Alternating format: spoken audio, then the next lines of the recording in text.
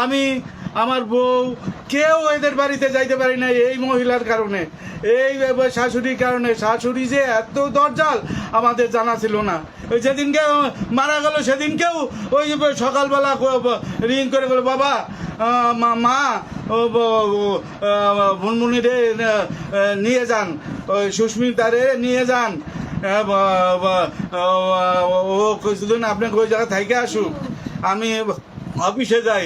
আমার মেয়েটারে এই 2.5 বছরও হয় নাই, আমার মেয়েটারে যেইভাবে এরা সবাই দৌড়ে বেড়ে যেলে ওকে আমার মেয়েটারে তোমার জন্যে এমন না কিছু করছে, আইসে বা হুমড়ি খেয়ে পড়ছে।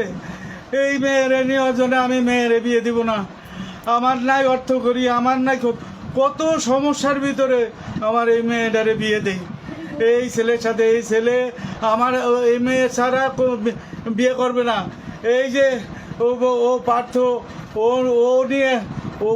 নিয়ে কয়েকবার দেখাইছে এই হোটেলে, মানে কেউ যে সে আসে ঢাকার থেকে আইসে নিয়ে যায়। আমি রত্ন পাইছিলাম, এই জামাই আমার রত্ন আমি পাইছিলাম, এই কারণেই আমি, নাইলে আমি এই এখন বয়স হয় নাই, আমি মেয়ে দিতাম না। এই শাহার ভিতরে এই ছেলে পাবো না, এই কারণে পরে চিন্তা ভাবনা করলাম যে মেয়ে তো একদিন না একদিন আমার দিতেই হবে।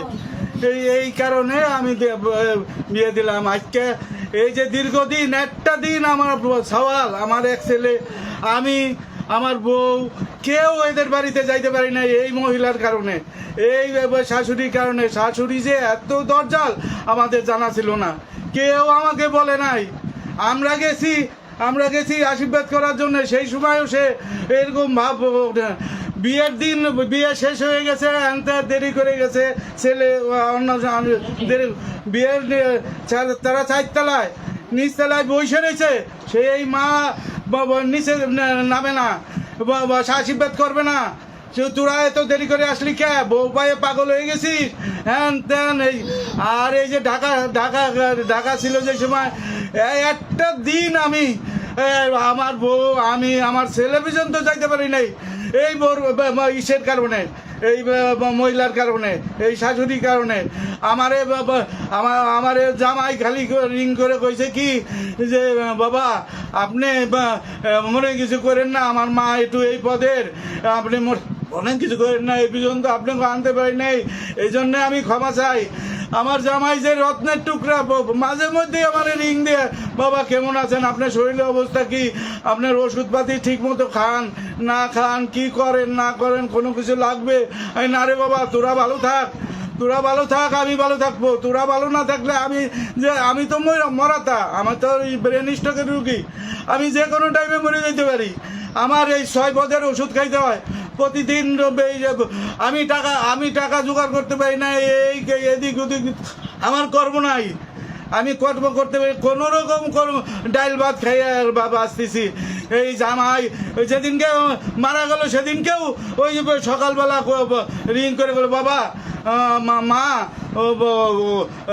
মুনমুনিরে নিয়ে যান, ওই সুস্মিতারে নিয়ে যান, ও কিছুদিন আপনাকে ওই জায়গা থেকে আসুক, আমি অফিসে যাই। ওই অফিসে যাই এই ঘটনা ঘটাইছে।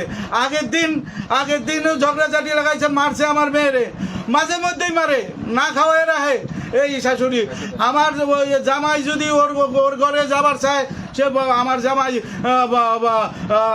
যাবার দে না, আগে আমার ঘরে থাকবি, তারপর ওর ঘরে যাবি। ও কিটা কমতাইছে, ওর মূল হইতেছিল আমরা গরিব, ওই শাশুড়ির আমরা গরিব, আমরা তেমন কোনো কিছু দিতে পারি নাই।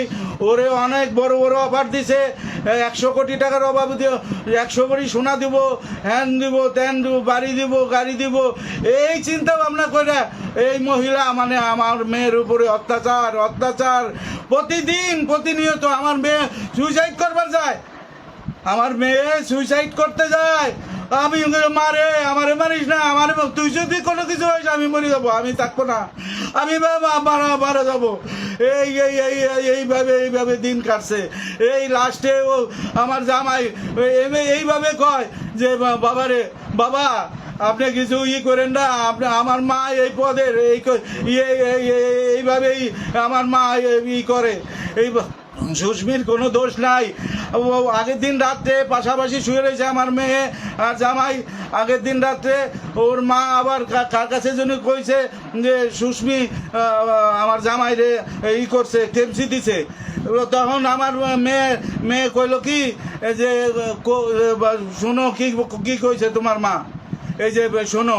তারপর জামাই কইল কি না বাবা আমি এরকম করি নেই।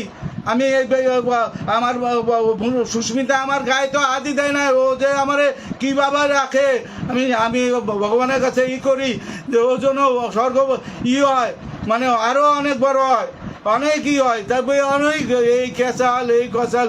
ওদের বাড়িতে আমরা যাইতে পারি না, ওদের বাড়িতে একদিনের জন্য যাই না বিয়ে। এই যে 2.5 বছর ধরে বিয়ে হয়েছে, একটা দিন কেউ বলতে পারবে আমরা গেছি? কেউ বলতে পারবে না। আমাকে যাবার দেয় নাই।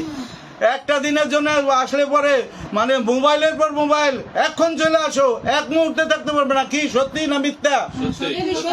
একটা কথা মিথ্যা করে এই যে সামনে ঠাকুরের সামনে বলতেছি, একটা কথা মিথ্যা নাই।